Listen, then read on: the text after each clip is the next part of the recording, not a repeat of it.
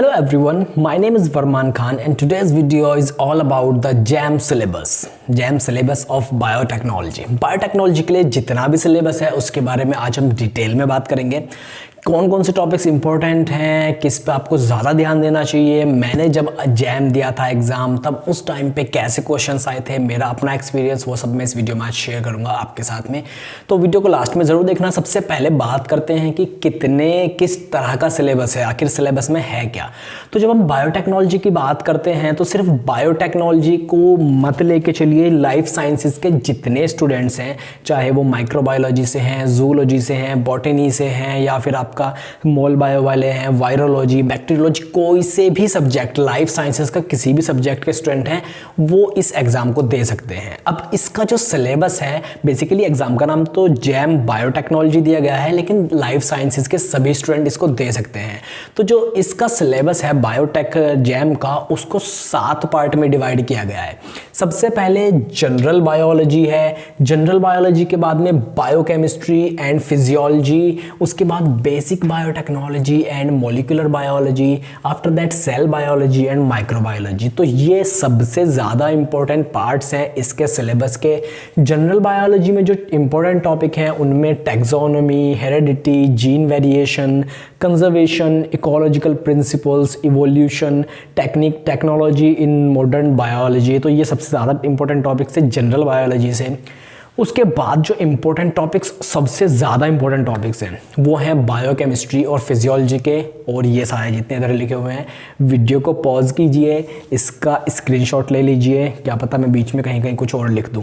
तो ये टॉपिक्स हैं। चलिए बायोकेमिस्ट्री के जो इंपॉर्टेंट टॉपिक्स हैं, देखिए जितने भी मॉलिक्यूलर स्ट्रक्चर्स हैं बायोकेमिस्ट्री में, जैसे ग्लूकोज हैं या कार्बोहाइड्रेट्स हैं, proteins, lipids, fats, enzymes, nucleic acid, vitamins, hormones, ये सारे के सारे ही इम्पोर्टेंट हैं। इनको आपको पढ़ना पड़ेगा, ये सब कुछ आपकी फिंगर टिप्स पे होने चाहिए। उसके बाद मेटाबॉलिक पाथवे जितने होते हैं बायोकेमिस्ट्री में, जैसे कि TCA cycle, Krebs cycle, glycolysis, reverse glycolysis, उसके बाद में जितने भी पाथवे होते हैं बायोकेमिस्ट्री में, वो सारे के सारे आपको बहुत अच्छे से आने चाहिए, स्टेप बाय स्टेप। उनमें एंजाइम कौन कौन से इन्वॉल्व होते हैं, नंबर ऑफ कार्बन कितने कब कहाँ बनते हैं, कितने निकलते हैं, कौन सा एंजाइम उसमें बन रहा है, ये सब कुछ चीज़ें एकदम बहुत अच्छे से आनी चाहिए। उसके बाद कंप्लीट टॉपिक आना चाहिए आपको फोटोसिंथेसिस, पीएस जो मतलब यहाँ पे लिखा है फोटोसिंथेसिस, पूरा टॉपिक आपको अच्छे से आना चाहिए। कितने इसमें साइकिल हैं, कितने इसमें रिएक्शंस हैं फोटोसिंथेटिक, कितने कितने टाइप का होता है, ये सब कुछ आना चाहिए। उसके बाद नाइट्रोजन फिक्सेशन।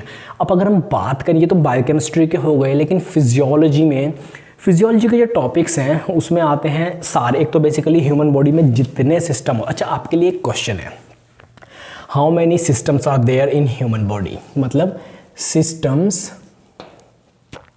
इन ह्यूमन बॉडी। देखिए बहुत इंपॉर्टेंट क्वेश्चन है भाई। ह्यूमन बॉडी में कितने सिस्टम होते हैं, सिस्टम से मतलब जैसे कि ये endocrine system, immune system, total कितने सिस्टम होते हैं कमेंट करके ज़रूर बताना। चलिए नाइट्रोजन फिक्सेशन हो गया। फिजियोलॉजी में nervous system, endocrine system, vascular system, immune system, digestive system, reproductive system, कुछ के नाम तो मैंने यहाँ बता दिए हैं, कुछ रह गए हैं, उनका नाम ढूंढिए और कमेंट करके बताइए टोटल कितने सिस्टम होते हैं ह्यूमन बॉडी में। उसके बाद चलिए थोड़ा सा आपको बता दूँ, जब मैंने जैम एग्ज़ाम दिया था ग्रेजुएशन के बाद एमएससी के लिए, तो मैंने कुछ खासा प्रिपरेशन नहीं की थी। मुझे लग रहा था कि ये जो जनरल टॉपिक्स हैं यहीं से सारे क्वेश्चन आ जाएंगे और आसानी से क्रैक हो जाएगा। लेकिन जब मैं एग्ज़ाम देने के लिए गया तो वहाँ जाकर तोते उड़ गए। वो किस लिए उड़ गए, क्योंकि एक वहाँ पर क्वेश्चंस जो इस तरह से थे, मान लीजिए ये एक बैक्टीरिया है, इस बैक्टीरिया का डायमीटर XYZ कुछ भी मान लीजिए, ओके। अब इस बैक्टीरिया की डेंसिटी बताइए। भाई मैं मैथमेटिक्स में पहले से ही कमज़ोर, नाम तो क्वेश्चन का बायोलॉजी से रिलेटेड है, बैक्टीरिया है, लेकिन मैथमेटिकल पोर्शन वहाँ पर मुझे बहुत सारे क्वेश्चंस में देखने के लिए मिला था। बायोलॉजिकल क्वेश्चन में मैथमेटिकल कैलकुलेशंस भरी पड़ी थी।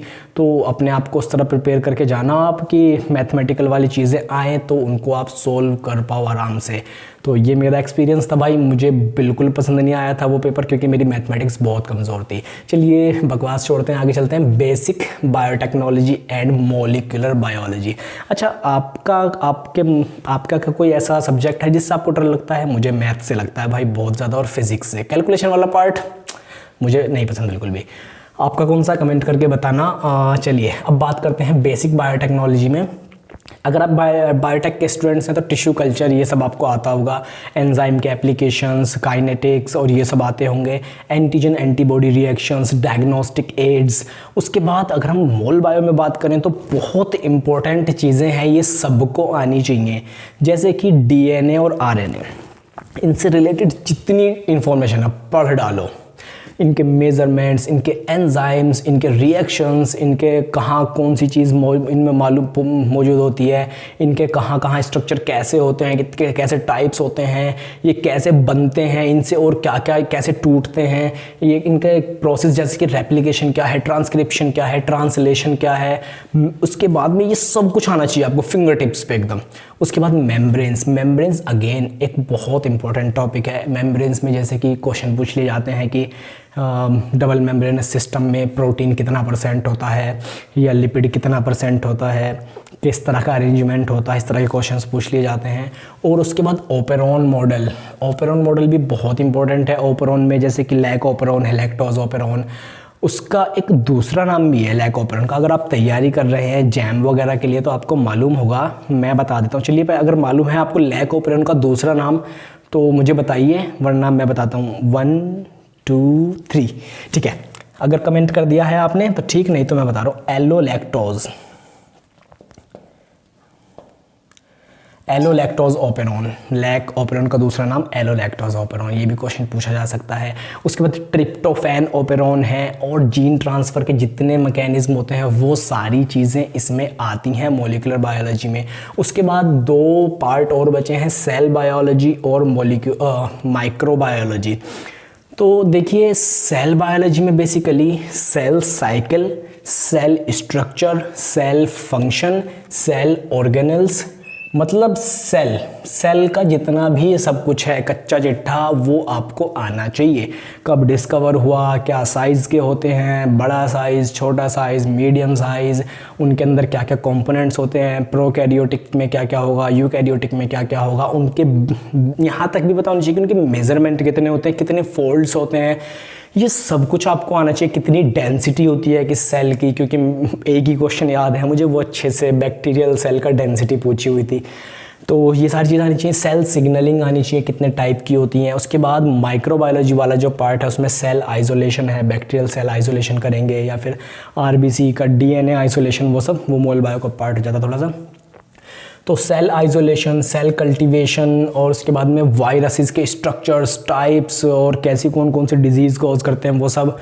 उसके बाद बैक्टीरिया है, बैक्टीरिया और पैथोजेंस मतलब डिजीज़ कॉजिंग ऑर्गेनिज्म जितने होते हैं, ये सब कुछ आपको फिंगर टिप्स में आना चाहिए। तो बेसिकली ये सिलेबस था बायोटेक्नोलॉजी, या मैं कहूँ जैम लाइफ साइंसेज स्टूडेंट्स के लिए। इसको आप अच्छे से प्रिपेयर करके जाइए, और मैथमेटिकल पोर्शन क्या पूछा जा सकता है इन्हीं टॉपिक से रिलेटेड वो ज़रूर पढ़ के जाइए। और अगर आपको ये भी जानना है कि किस तरह के क्वेश्चंस आते हैं, किस तरह के क्वेश्चन आ सकते हैं, तो भाई कमेंट करके ज़रूर बताना। उसके ऊपर मैं बहुत एक्साइटेड हूँ वीडियो बनाने के लिए, क्योंकि मैं हिल गया था लिटरली पेपर देख के जब मैंने पहली बार दिया था बिना प्रिपरेशन के। तो चलो ठीक है भाई, all the best for your futures and thanks for watching this video.